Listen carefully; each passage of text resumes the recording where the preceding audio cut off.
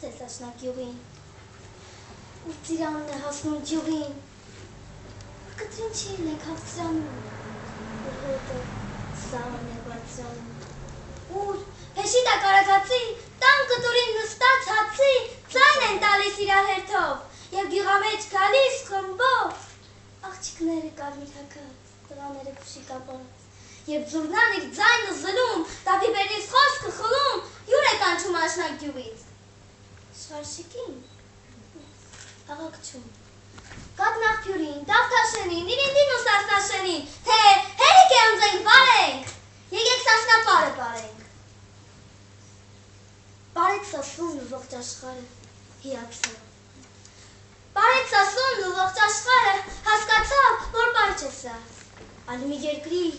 հին պատմություն,